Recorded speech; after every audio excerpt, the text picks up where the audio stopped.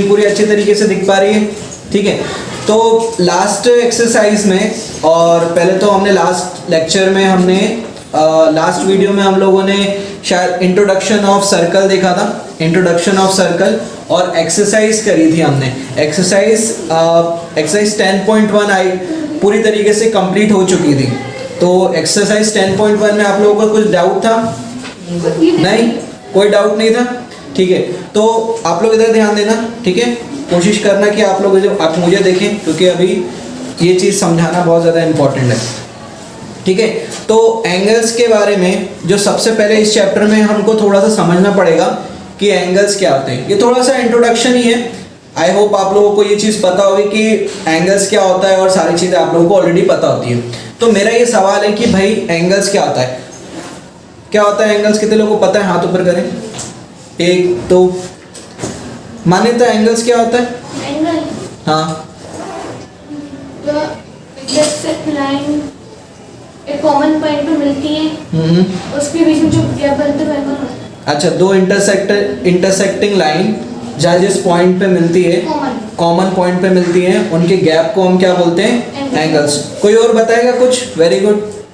हाँ भावेश भाई, आप बताओ। यस सर, कोई भी लाइन इंटरसेक्ट करती हो, एक कॉमन पॉइंट पे मिलती है, फिर बीच का जो बनता है गैप, तो उसको एंगल बोलते हैं। कोई और कुछ और डिफरेंट बताना चाहेगा कोई मुझे, इससे कुछ डिफरेंट? अगर वो लाइन उसमें जो लाइन में गैप ज़्यादा होगा तो एंगल ज़्यादा होगा, अगर गैप कम होगा तो कम एंगल कम होगा। Very good, very good. ठीक है, मतलब आप लोग काफ़ी लोगों को एंगल्स के बारे में पता है। ठीक है, अगर मान लो कोई दो लाइन है जो आपस में कभी टकराती नहीं है, तो क्या उनके बीच में एंगल बन सकता है क्या? नहीं। क्यों? बन जाएगा, बन जाएगा। बट उनके पास कॉमन पॉइंट होना चाहिए। नहीं तो अपन का ऐसा होना चाहिए, पर है तो नहीं ना। तो अगर होता, तो अगर मान लो दो लाइन है, उनके बीच में एक इंटरसेक्शन पॉइंट नहीं, कोई भी कॉमन पॉइंट नहीं है, तो उनके बीच में एंगल फॉर्म हो सकता है? नहीं। तो उन दोनों के बीच में एंगल फॉर्म नहीं हो सकता, तो उनका एंगल हम क्या बोलेंगे? जीरो, क्योंकि कुछ बन ही नहीं रहा। अगर नहीं बन रहा है मतलब एंगल भी नहीं बोलेंगे हम, एंगल फॉर्म ही नहीं हो सकता है। ठीक है, समझ में? मतलब मैं जब भी बोलूंगा तो स्पेस का क्या मतलब होगा? प्लेन। उस प्लेन पे बात करें तो प्लेन पे एक पॉइंट ले लिया R और एक पॉइंट ले लिया P, और जब भी आप R और P को ज्वाइन करोगे तो जो लाइन मिलती है वो क्या मिलती है? Line segment. और सेम चीज क्या होगा? P और एक पॉइंट ले लिया Q, और P और Q को ज्वाइन किया तो एक लाइन मिली मुझे PQ। तो यहाँ पे कम से कम दो लाइन है मेरे पास, इन दोनों लाइनों के बीच के गैप को क्या बोलेंगे हम? एंगल। तो यहाँ पे देखो जो कॉमन पॉइंट है, ये जो एंगल है इसका नाम क्या है? P angle QPR, angle QPR और एंगल RPQ। तो इसमें देखो ये जो फिगर बना है हमारा, जो फिगर बना है, figure which is found by two rays और line that shares a common ending point is called angle. मतलब क्या होता है कि दो लाइन या रे जहां पर भी ये टकराती हैं, मतलब इनका कोई कॉमन एंड पॉइंट होना चाहिए, कॉमन पॉइंट होना चाहिए। जैसे कि ये एक लाइन गई है PR और एक है PQ, तो इनके बीच में ये एक कॉमन पॉइंट है, उसका नाम है P। अगर कॉमन पॉइंट P नहीं होता तो एंगल बन पाता क्या? नहीं। तो अगर एंगल आप बोलोगे, यहाँ पे दो एंगल है, नीचे भी एक एंगल दिख रहा है, तो आप देखो APB में और PBA दोनों, या तो APB बोल सकते हो या तो BPA बोल सकते हो। तो इन दोनों में आप देखो कि किसका एंगल ज्यादा है? BPA और APB का। ठीक है, क्यों ज्यादा है? क्योंकि उसमें गैप ज़्यादा है। गैप ज्यादा है। अगर गैप नहीं होता तो एंगल बन पाता क्या? अगर मैं बोलूं इनके दोनों के बीच में गैप नहीं है तो एंगल्स क्या होगा? जीरो हो जाएगा। जैसे गैप दूर होते जाएगा, इनके बीच में कॉमन पॉइंट के बीच में गैप दूर होते जाएगा, तो एंगल्स क्या होते जाएगा? बढ़ते जाएगा और बिल्कुल एक समय पे सीधा हो जाएगा। ठीक है, तो भी एंगल क्या हो जाएगा? 180 हो जाएगा। ठीक है, और अगर पूरा घूम जाएगा, मेरा हाथ तो नहीं घूम सकता, पर इमेजिन करो तो वो 360 हो जाएगा। तो यही दो लाइन क्या कर रही हैं? पूरा क्रिएट कर रही हैं एक एंगल। तो यानी उनके बीच में कॉमन पॉइंट होना चाहिए, और क्या होना चाहिए? गैप होना चाहिए, और दो लाइन सेगमेंट। तीन चीजें वो बोल रहा है। पहली चीज, कम से कम कितनी दो लाइन सेगमेंट होनी चाहिए? दो या दो से ज्यादा हो जाए तो ठीक है, कम से कम दो लाइन से, एक लाइन के बीच में एंगल बन सकता है क्या? नहीं बन सकता। तो कम से कम कितनी लाइन चाहिए हमको? दो लाइन चाहिए। तो दो लाइन चाहिए, और क्या चाहिए हमको? उनका एक कॉमन पॉइंट। तो एक कॉमन पॉइंट चाहिए, और क्या चाहिए? गैप। तो जब ये तीनों चीज हो, मतलब दो लाइन हो और उन दोनों लाइनों का एक कॉमन पॉइंट हो और उन कॉमन पॉइंट के बीच में गैप हो, तो ही हम क्या बोल सकते हैं? एंगल। जितना ज्यादा गैप रहेगा उतना ज्यादा एंगल होगा, जितना कम गैप रहेगा उतना कम एंगल रहेगा। तो इसकी डेफिनेशन भी लिख दी है मैंने। A figure which is formed by two rays और line that shares a common ending point is called angle. ठीक है, तो यहाँ पे देखो ये भी लिखा है कि इस तरीके के एंगल हम किस तरीके से लिखना है? जो कॉमन पॉइंट होता है वो हमेशा कहाँ पे आता है? बीच में। तो एंगल लिखने का तरीका होता है एंगल का, एंगल आर पी क्यू या क्यू पी आर। तो हमेशा देखना ये आर और क्यू के बीच में बना है और या क्यू और आर के बीच में बना है। अब नीचे वाले को भी देखो, ए पी बी लिख सकते हैं क्योंकि पी बीच में है, पॉइंट पी बीच में है, और बी पी ए, यहां पे भी पॉइंट पी बीच में है। ठीक है, समझ में आया? तो यहां पे आप देखो कि हम बोल सकते हैं एंगल ए पी बी और angle B P A is greater than R P Q और क्यू पी आर। ठीक है, इजी था क्योंकि गैप ज्यादा है इसके बीच में, तो एंगल। क्या एक सवाल मैं और पूछता हूं, अगर लेंथ बड़ी होगी, मान लो दोनों की एक की लेंथ छोटी है, मान लो पी आर और पी क्यू की लेंथ छोटी है और ए पी और पी क्यू की पी बी की लेंथ ज्यादा है, तो क्या एंगल लेंथ ज्यादा होने पर डिपेंड करता है क्या? अगर किसी की लेंथ ज्यादा, मान लो इसकी लेंथ ये है और इसकी लेंथ ये है और एंगल ये बन रहा है, और मान लो अभी ये दो उंगली है मेरी, दो उंगली है, इन दोनों के बीच में एंगल बना है सिर्फ उंगली के, तो क्या एंगल ये और ये दोनों का एंगल छोटा रहेगा? यानी एंगल लेंथ पे डिपेंड नहीं करता है। समझ में आया? ठीक, किन चीजों पे डिपेंड करता है? पहला तो दो लाइन सेगमेंट होनी चाहिए, उनका कॉमन पॉइंट होना चाहिए, उनके बीच में गैप होना चाहिए, उसी को क्या बोलेंगे हम? एंगल। समझ में आया? Very good. तो इस चैप्टर में मैं एंगल क्यों पढ़ा रहा हूं? क्योंकि इस चैप्टर में एंगल का बहुत ज्यादा इंपॉर्टेंट रोल है, बहुत ज्यादा है। अब जो कॉन्सेप्ट हमको पढ़ना है, angle subtended bye a cord at a point, ये बहुत इंपॉर्टेंट टॉपिक है।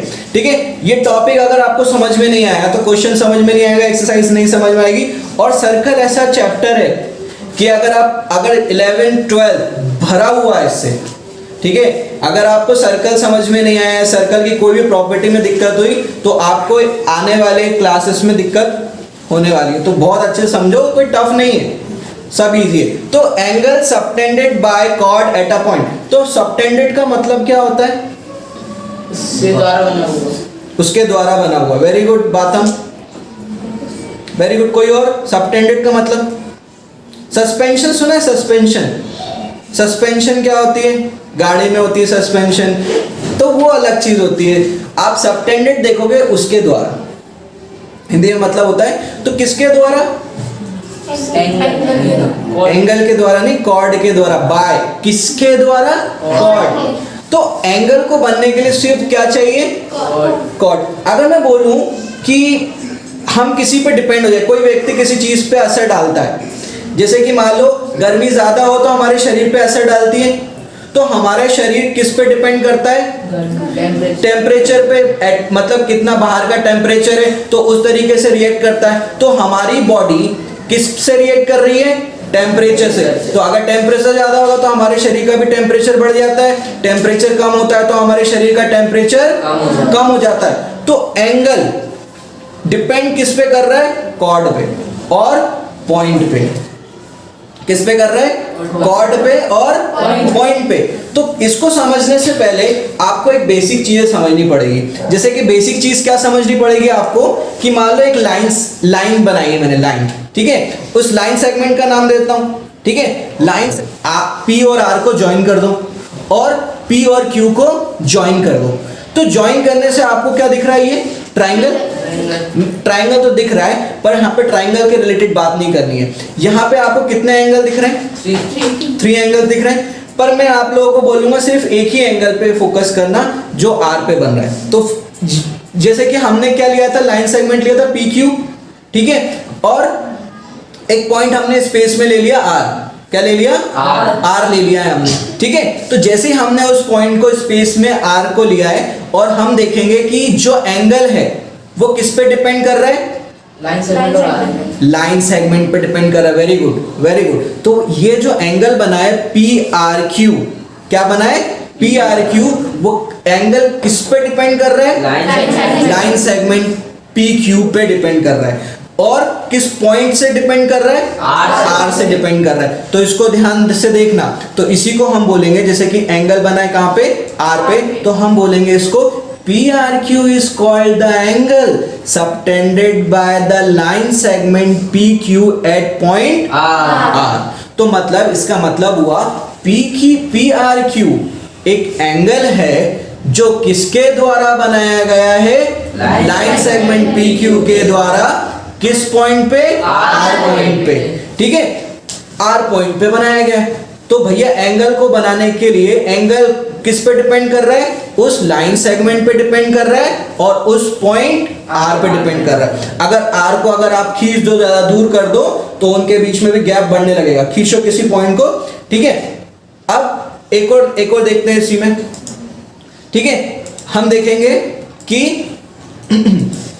एक बड़ी लाइन सेगमेंट ली है इस बार, PQ से बड़ी दिख रही है आप लोगों को, PQ से बड़ी लाइन सेगमेंट ली है मैंने, और इसका नाम दे दिया है मैंने, ठीक है। इसको नाम दे देते हैं हम A एंड B।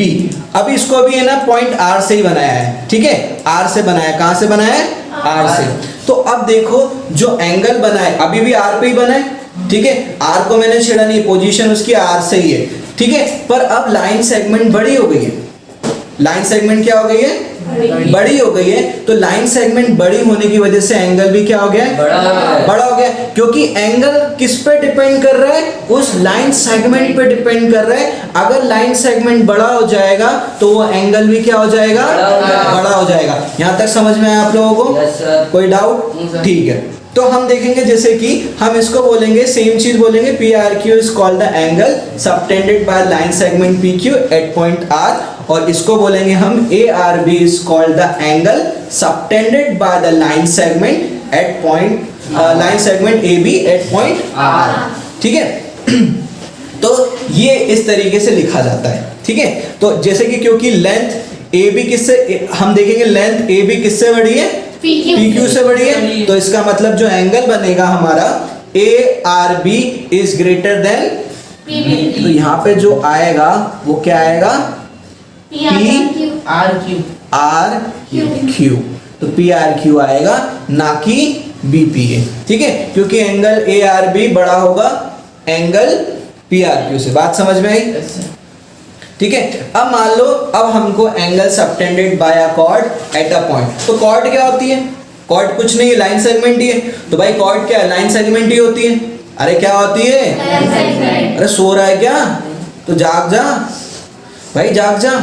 हाँ, तो भाई लाइन सेगमेंट होती है, बस उसका नाम क्या रख दिया उन्होंने, कॉर्ड रख दिया। अब ये सर्कल दिख रहा है तुमको, कैसा लग रहा है, एक नंबर, अद्भुत, मुझे भी एक नंबर लग रहा है। अब इस पे मैं एक पॉइंट लेना चाहता हूँ P, और एक पॉइंट लेना चाहता हूँ Q। कहाँ पे लिया है मैंने, सर्कल पर लिया है, सर्कल में नहीं लिया है, सर्कल पर लिया है, ठीक है। में मतलब अंदर हो जाता है, ठीक है। तो अब मैंने ये लाइन ज्वाइन कर दी PQ, कैसी लग रही है, अच्छी लग रही है। कॉर्ड ही है ना, और कॉर्ड क्या होता है, लाइन सेगमेंट होता है। अब यहाँ पे एक पॉइंट लेना चाहता हूँ, कहाँ पे, सेंटर, सर्कल पे पॉइंट लेना चाहता हूँ R, और मैं RP और RQ को ज्वाइन करना चाहता हूँ। आपको कोई दिक्कत, ठीक है। जैसे ही ज्वाइन किया तो आपको दिख रहा होगा एक एंगल बन रहा है, कहाँ पर, R पे बन रहा है। वैसे तो बन तीनों पॉइंट पे रहा है, आप P पे भी देख सकते हो, Q पे भी देख सकते हो, पर अभी हम फोकस करेंगे सिर्फ R पे, ठीक है। R पे फोकस करेंगे। तो R पे जो एंगल बनाया है वो किसके द्वारा बनाया गया है, कॉर्ड PQ के द्वारा, किस पॉइंट पे, R पे।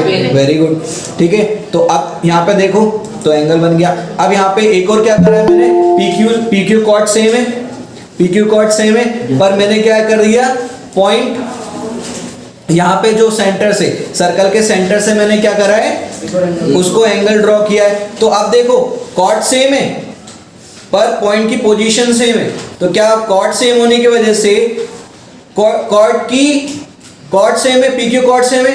अगर और पर पोजीशन आर और ओ देखो, दो अलग एंगल बन रहे हैं, क्या दोनों एंगल सेम है? नहीं, सेम बन भी सकते हैं और नहीं भी बन सकते। अगर मैं ये आर पॉइंट को ओ पे ले जाऊंगा तो दोनों एंगल सेम हो जाएंगे।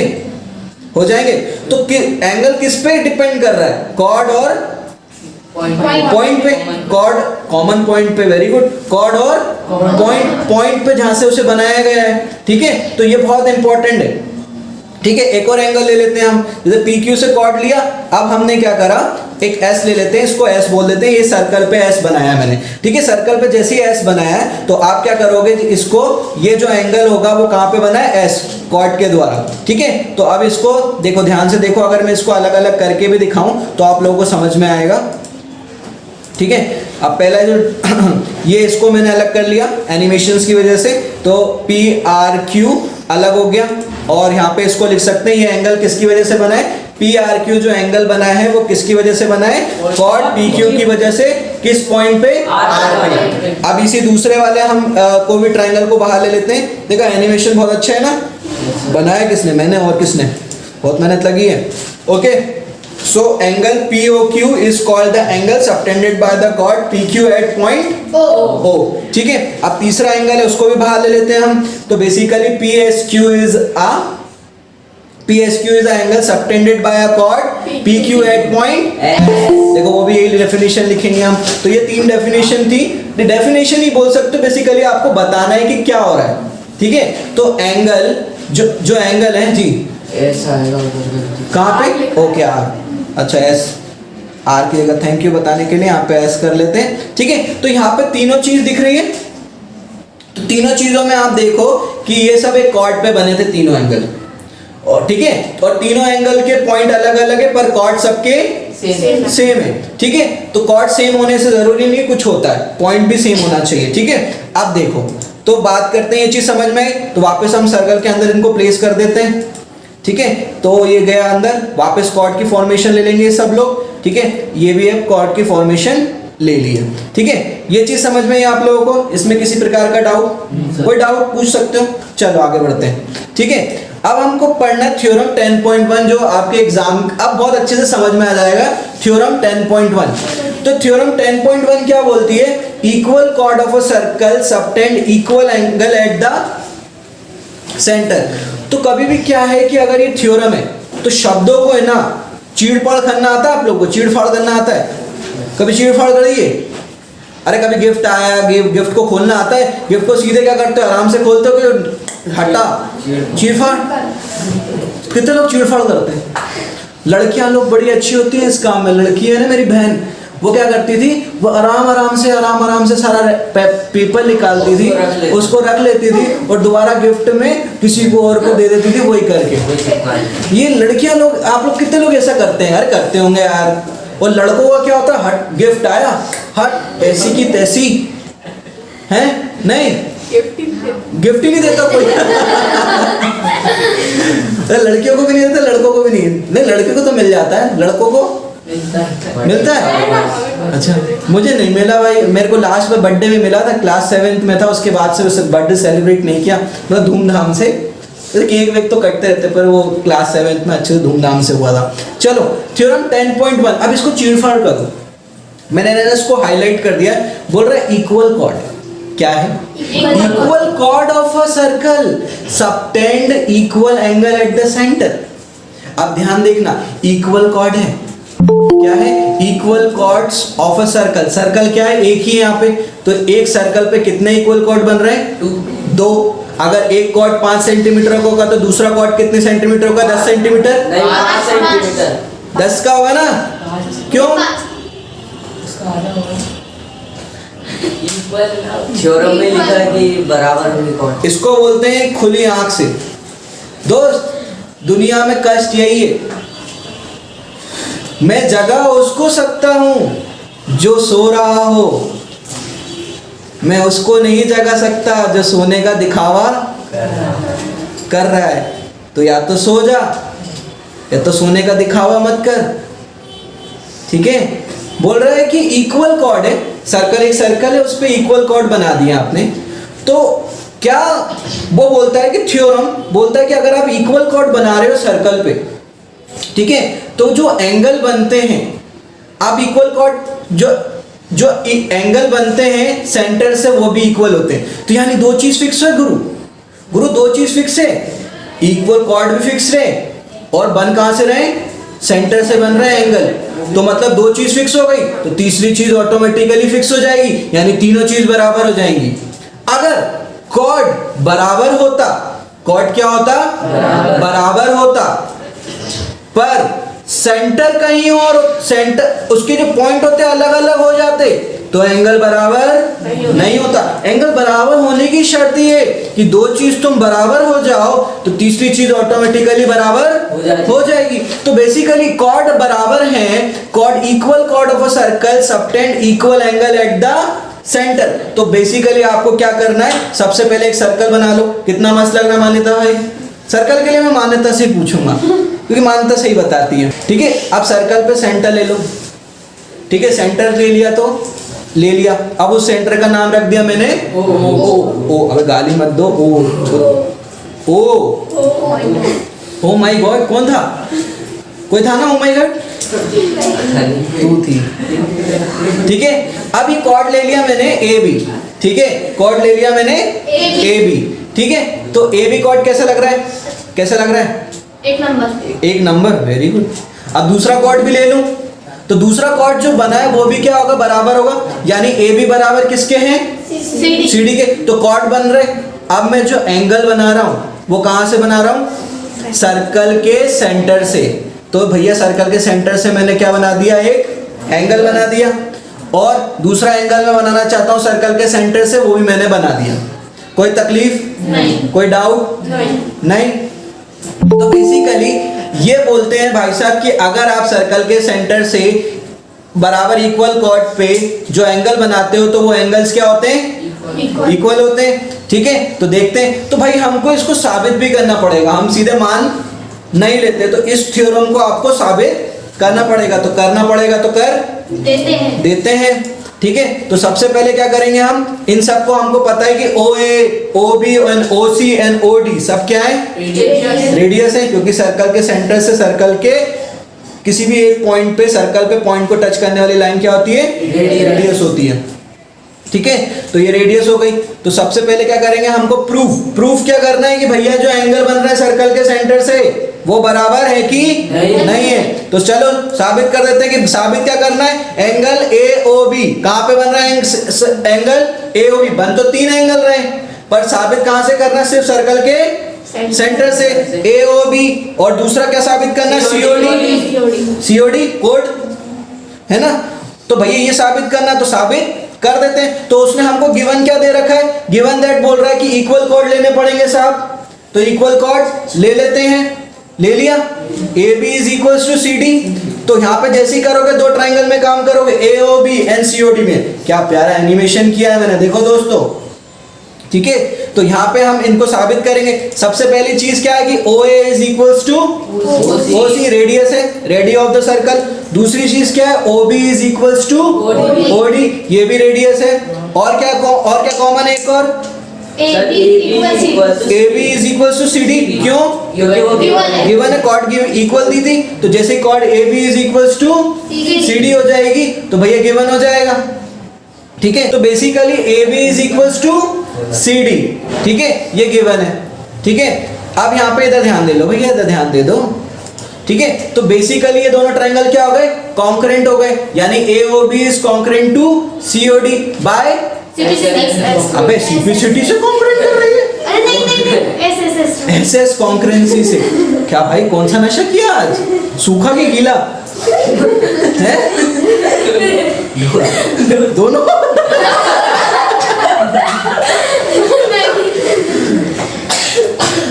ठीक है।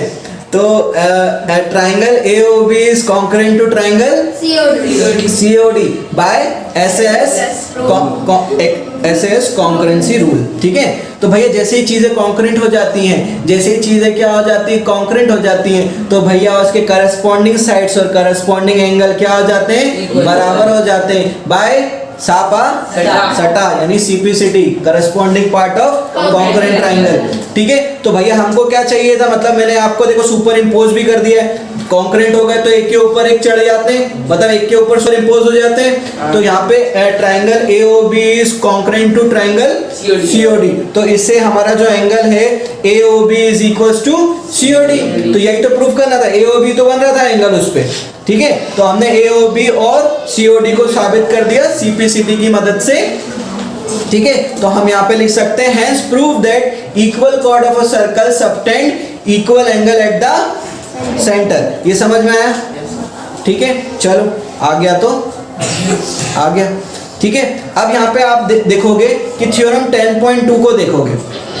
10.2 में थ्योरम क्या बोलती है, इसका उल्टा बोलती है।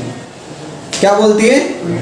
उल्टा बोलती है कि थ्योरम ये बोल रहा है कि यहाँ पे अगर आपके एंगल क्या कर रहे हैं, if the angle subtended by the chord of a circle at the centre, मतलब जो एंगल है वो कहाँ से सबटेंड कर रहे हैं, कॉर्ड से। तो कॉर्ड बराबर नहीं दे रखे यहाँ पे, if the angle subtended by the chords of a circle, मतलब देखो यहाँ पे दो चीज ध्यान देना, यहाँ पे सी कॉर्ड लिखा है। ठीक है, तो यहाँ पे कॉर्ड्स बोल रहे हैं मतलब एक से ज्यादा कॉर्ड्स हैं। ठीक है, और सर्कल पे सिर्फ सर्कल पे कोई प्लूरल दिया है क्या, सर्कल पे कोई प्लूरल दिखा तो सिर्फ सर्कल दिया है, तो आपको एक सर्कल पे वो बहुत सारे कॉर्ड डाल सकते हो। तो अगर आप क्या कर रहे हो, एक सर्कल पे आप बहुत सारे कॉर्ड डाल रहे हो, कहाँ से, एट द सेंटर से डाल रहे हो, तो उससे क्या होगा, are centres are equal then chords are equal. अगर आपने एंगल क्या करें, कॉर्ड पे बनाए, कहाँ से, सेंटर से बनाए, और वो इक्वल है, एंगल्स क्या है, इक्वल है, तो वो कॉर्ड्स होते हैं वो भी इक्वल होते हैं, ये बोल रहा है वो। तो ये अगर मान लो सर्कल का सेंटर है, सर्कल के सेंटर से आपने क्या करा है, दो एंगल बना दिए उन्होंने। ठीक है, दो कॉर्ड है, दो एंगल बने सर्कल के सेंटर से, और वो दोनों एंगल क्या है, बराबर। तो इसका मतलब क्या हुआ, कॉर्ड बराबर होंगे कि नहीं होंगे, बराबर होंगे। क्यों, क्योंकि यहाँ पे पॉइंट फिक्स है, यहाँ पे दो एंगल मिल रहे हैं, तो कॉर्ड ऑटोमेटिकली फिक्स हो जाएगा, तो वो भी बराबर हो जाएगा। तो यही चीज करनी है हमको। ठीक है, चलो साबित करते हैं। तो पहले तो ये सर्कल बन गया हमारा, उसके बाद हमको प्रूफ क्या करना है, A B is equals to C D proof करना है। तो जैसे ही प्रूफ करने के लिए जाएंगे तो हमको पहले तो गिवन पता होना चाहिए। तो गिवन हमको एंगल्स गिवन दे रखे हैं, कहाँ पे, यानी सेंटर पे दे रखे हैं वो एंगल, तो सेंटर से हम ले लेंगे एंगल। तो हमको गिवन दे रखे हैं angle A O B is equals to angle C O D. ठीक है, तो अब दो ट्राइंगल में काम करेंगे, एओबी में एंड सीओडी में हम काम करेंगे। तो जैसे ही एओबी एंड सीओडी में काम करेंगे हम, तो सबसे पहली लाइन हमको पता है ओ A is equals to O सी, क्योंकि ये रेडियस ऑफ द सर्कल है। ठीक है, रेडियस ऑफ द सर्कल है। ठीक है, अब हम बात करेंगे कि O B and O D also radius of the circle है। ठीक है, O B and O D, क्योंकि भाई देखो ना, ओ बी, आप ध्यान से देखो, O B and O D ये भी रेडियस है, तो दोनों बराबर है। उसके बाद हमको एंगल गिवन दे रखा है, angle A O B and COD. तो जैसे ही एंगल गिवन दे रखा है, तो ये दोनों एक दूसरे के ऊपर सुपर इम्पोज हो जाएंगे।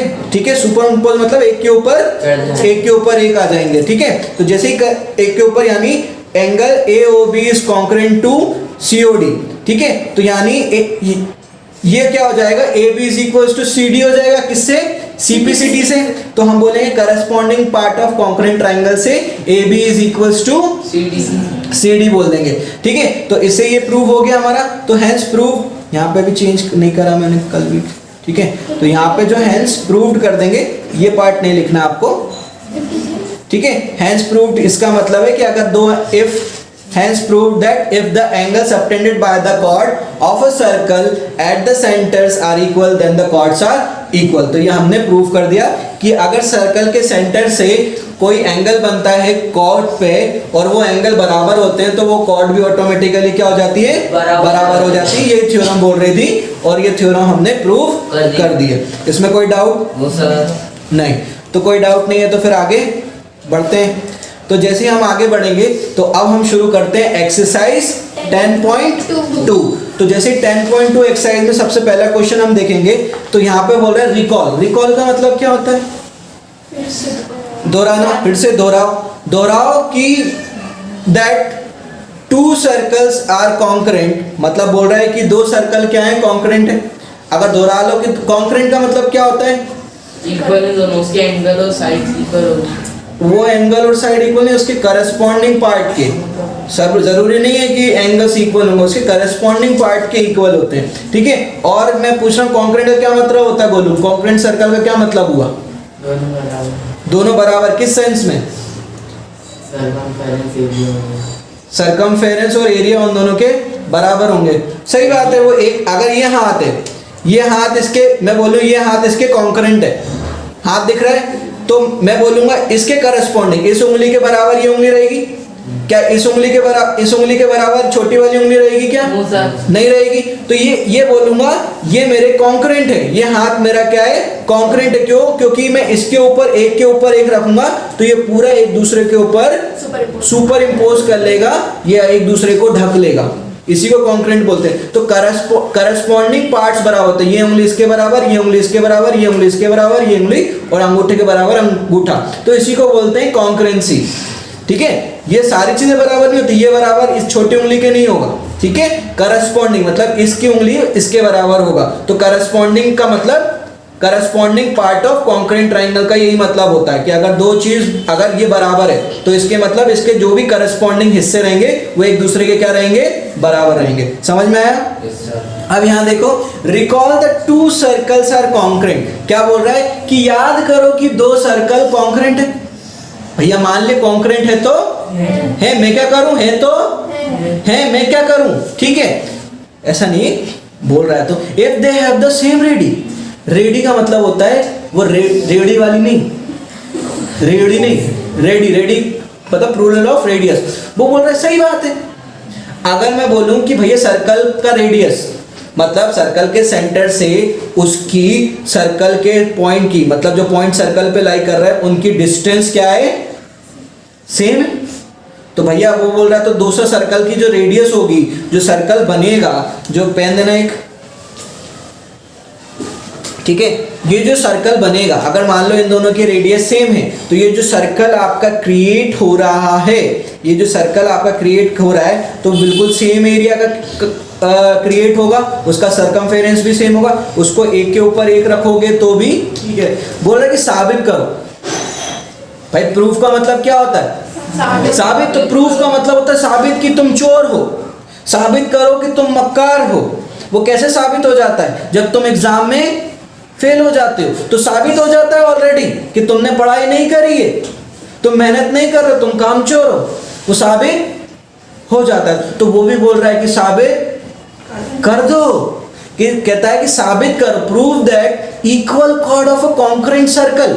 मतलब क्या बोल रहा है कि साबित करो कि जो इक्वल कॉर्ड्स हैं, क्या है, इक्वल कॉर्ड्स हैं ऑफ कॉन्करेंट सर्कल। कॉर्ड्स क्या दे दिए उन्होंने, इक्वल दे दिए।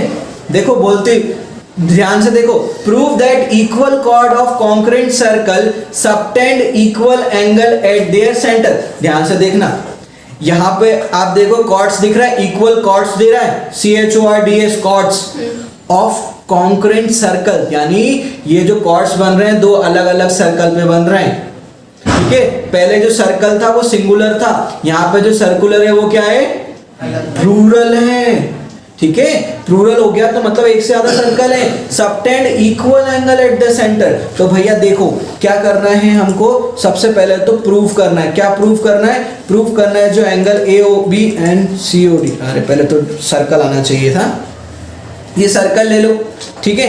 सर्कल ले लिया हमने, दो सर्कल ले लिया, ठीक है। सर्कल लेने के बाद हमको क्या प्रूफ करना है, जैसे यहाँ पे कॉर्ड डाल दिया मैंने, ठीक है। तो कॉर्ड मैंने नाम दे दिया उसका AB एंड इसका कॉर्ड का नाम दे दिया CD, ठीक है। यहाँ पे हमको पहले तो फिगर आना चाहिए था, ठीक है, कोई बात नहीं। तो बोल रहा है कि AB एक कॉर्ड है बराबर किसके, CD एक कॉर्ड है, तो CD दूसरे ट्राइंगल पे बना हुआ है, ठीक है। और एक का सेंटर O है, दूसरे का सेंटर क्या है, Q, ठीक है। तो बोल रहा है कि दो ट्राइंगल बन रहे हैं, तो दो triangle in triangle AOB and Q D. तो जैसे सी क्यू डी में आप देखोगे इन दोनों ट्राइंगल में, तो हमको क्या साबित करना है कि साबित करो कि जो इक्वल कॉर्ड पे कॉन्करेंट सर्कल पे जो इक्वल कॉर्ड है, कॉन्करेंट सर्कल पे जो इक्वल कॉर्ड है, क्या वो इक्वल एंगल बनाते हैं सर्कल के सेंटर से। तो चलो देखते हैं, ठीक है। तो बेसिकली हम क्या करेंगे, इन triangle A O B and C O D में काम करेंगे। तो सबसे पहले क्या करेंगे हम कि हमें पता है कि O A is equals to Q C. भैया ओ ए को देखोगे आप, O A is equals to Q C. तो यहाँ पे जो आपको ओ ए दिख रहा है वो किसके बराबर है, क्यू सी के बराबर है, ठीक है। और O B is equals to Q D, तो O B is equals to Q D, ठीक है। और हमें तो ये गिवन दे रखा हुआ है कि A B is equals to C D, ये गिवन दे रखा है। और जैसे ही हमारे पास तीन चीजें मिल जाती हैं उस ट्राइंगल में, तो वो ट्राइंगल क्या हो जाता है, कॉन्करेंट। आवाज नहीं आई भाई, कॉन्करेंट हो जाता है। तो जैसे ही क्या करोगे आप इन दोनों ट्राइंगल को लोगे, इन दोनों ट्राइंगल क्या हो गए, एक दूसरे के कॉन्करेंट हो जाएंगे, मतलब ये एक दूसरे को सुपर इंपोज कर देंगे। तो कॉन्करेंट किससे हुए, एस एस कॉन्करेंसी रूल से हुए। किससे हुए, SS कॉन्करेंसी रूल। आवाज नहीं आ रही क्या, खाना वाना नहीं खाया क्या, किससे, SS कॉन्करेंसी रूल। यार सीता भाई खाना नहीं खाया, नहीं पिटाई दूंगा मैं आज, ठीक है।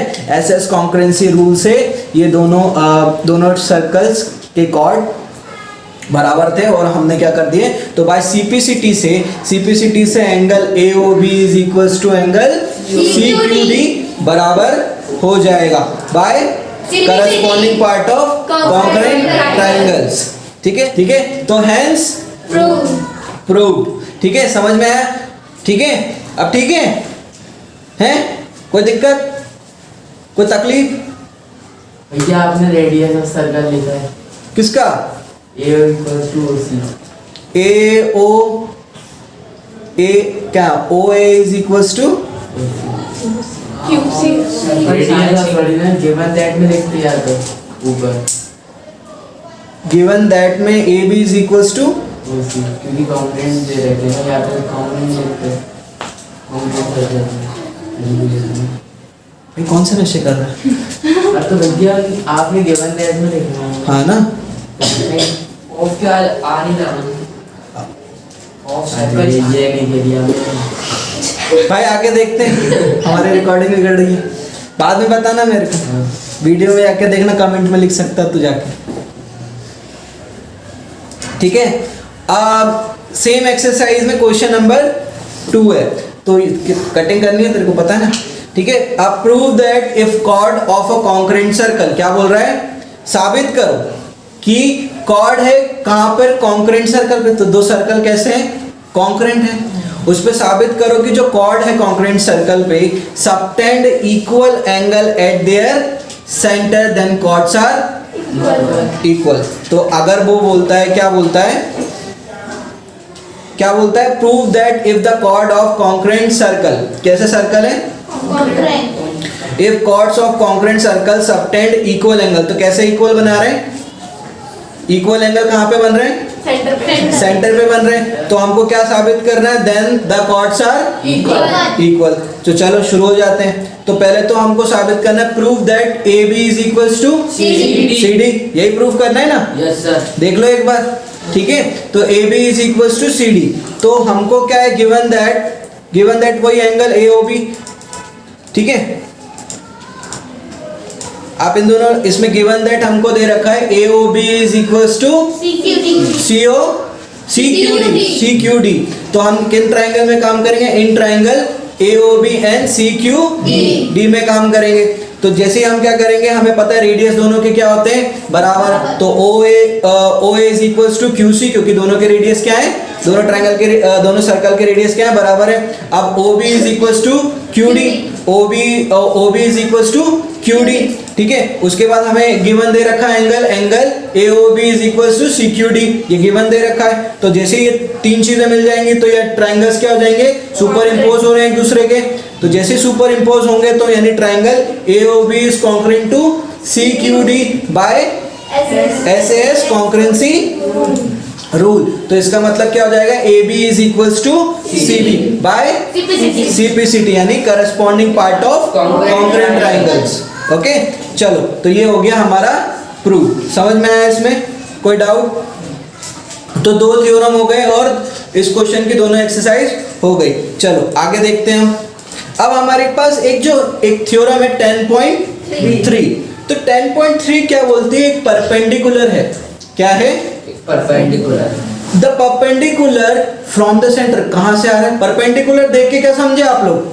90 डिग्री। तो perpendicular is nothing but 90 degree. तो भैया परपेंडिकुलर कहां से ड्रॉ हो रहा है? वो भी किसके? सर्कल। जो सेंटर तो किसी का भी हो सकता है। किसका सेंटर से? सर्कल के सेंटर से।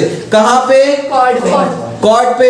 तो जैसे कॉर्ड पे वो गिरता है तो वो क्या करता है? बाइसेक्ट करता है, दो चीजों को बराबर हिस्सों में बांट देता है। तो ये तो थ्योरम है, अब इसको साबित भी करना पड़ेगा। थ्योरम का मतलब होता है ऑलरेडी साबित हो चुकी, ये एक सत्य है, इसे तुम झुटला नहीं सकते। पर फिर भी जीवन का नियम होता है कि इसे कैसे साबित किया गया वो आप बताओ।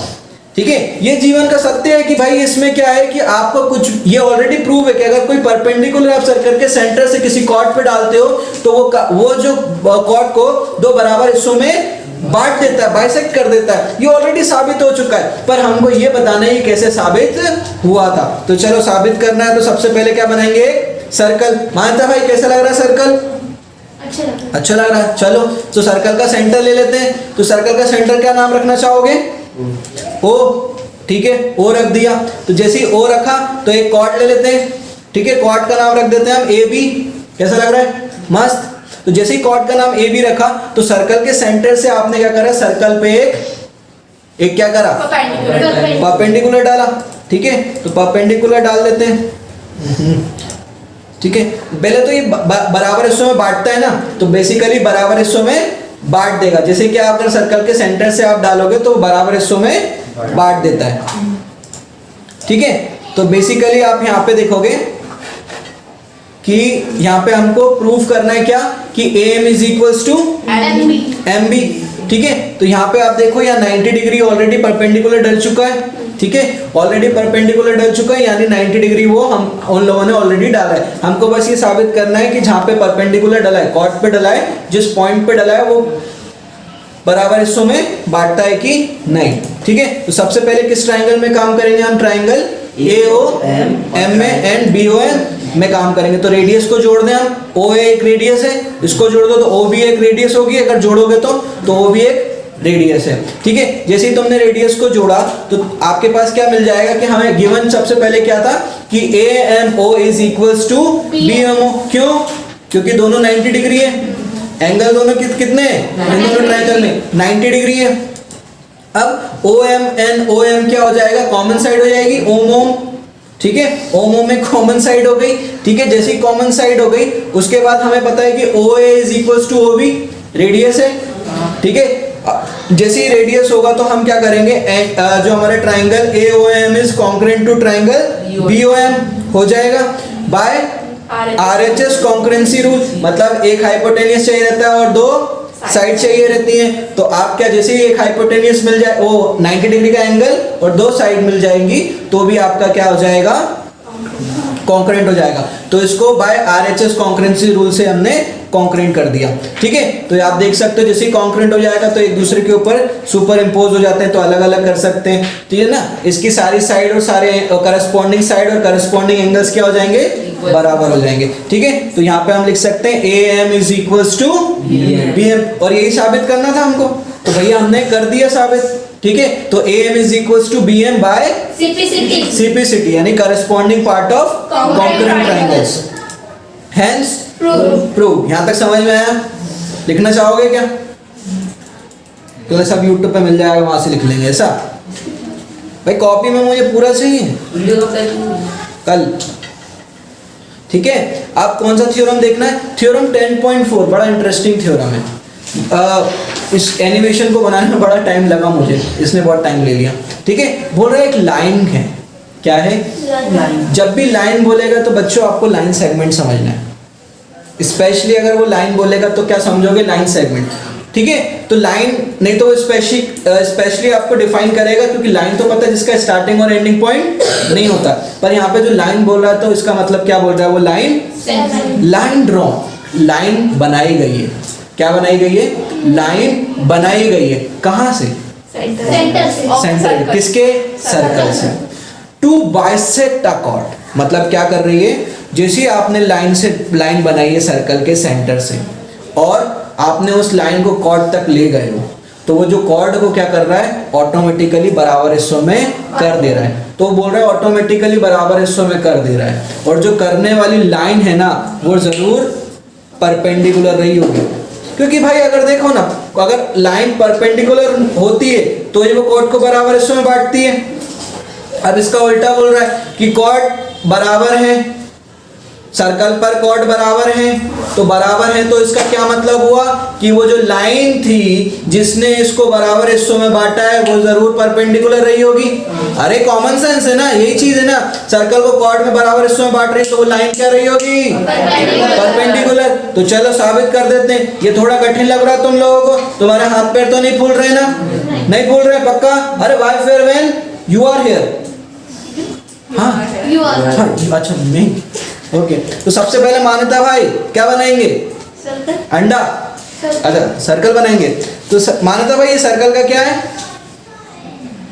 Centre centre. नाम क्या था इसको? ओहो अद्भुत। तो ये भी पॉइंट ले लेते हैं सर्कल पे, उस पे क्या कर देते हैं, कॉर्ड ज्वाइन कर देते हैं।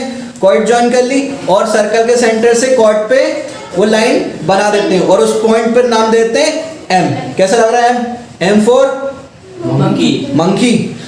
अच्छा वो मंकी बोला तुम लोग, हंस क्यों रहे हो तुम लोग? हाँ मंकी समझ में। हैं? एम फॉर मामा, मामी मामी, mother, mummy. Mummy, mango. Yes, पर तुम लोग हंस क्यों रहे? हंसी का रीजन कुछ और है। कुछ नहीं। बड़ा बेकार लोग हो तुम लोग, बहुत ज्यादा आजकल की जनरेशन गोलू की तरह हो गई है, सीधी सादी। व्हाट्सएप भी नहीं चलाता। अरे व्हाट्सएप तो चला लिया कर। ये मेरा मोबाइल था। तो तेरे पास कौन सा फोन है? चलो तो एम नाम दे दिया जहाँ पे वो पॉइंट आया, ठीक है। अब जैसे तुमने उसको पॉइंट दे दिया है तो हमको प्रूफ क्या करना है कि A M O N B M O. तो भैया A M O N B M O कितने अच्छे नाम लग रहा है ना, A M O N B M O, है ना, कूल टाइप के। तो 90 डिग्री इनको साबित करना है। तो हमको गिवन क्या दे रखा है? हमको गिवन दे रखा है कॉर्ड बराबर हिस्सों में बटे थे, यानी A M is equals to M B. M B भैया, M B A Chai Wala कौन बोला? नहीं बोला? बीएम बोल रहा था। हैं? चाय पीते तुम लोग? पी तुमने एम बी ए चाय वाले की चाय? नहीं अभी नहीं पी। भोपाल में है क्या? मैं क्या चाय पीता नहीं, मुझे पता नहीं। तुम लोगों ने P? M B A Chai वाला प्रफुल्ल पटेल वही है ना? प्रफुल्ल पटेल है कि कौन है? पटेल है तो गुजराती है वो। नहीं, मध्य प्रदेश का ही हो। मध्य प्रदेश का? हाँ। अच्छा प्रफुल्ल भाई, अगर आप इस वीडियो को देख रहे हो तो स्पॉन्सर कर देना। ठीक है, A M is equals to M B बराबर है, ठीक है। तो सबसे पहले क्या करेंगे? पहले तो O A N O B को ज्वाइन करेंगे। क्यों? रेडियस है। अरे रेडियस है ना। अरे बोल भी नहीं रहे हो बे। देखो तो सबसे पहले ज्वाइन करना था, ज्वाइन नहीं करा मैंने। ए ओ एम ट्राइंगल में काम करना था।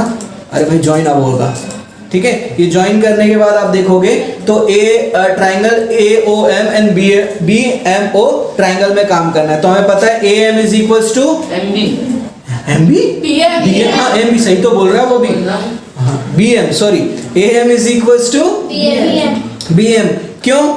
क्योंकि भैया ये गिवन था, ये तो बाइसेक्ट यही हो रही, दो बराबर हिस्सों को इसी को तोड़ा जा रहा है, ठीक है।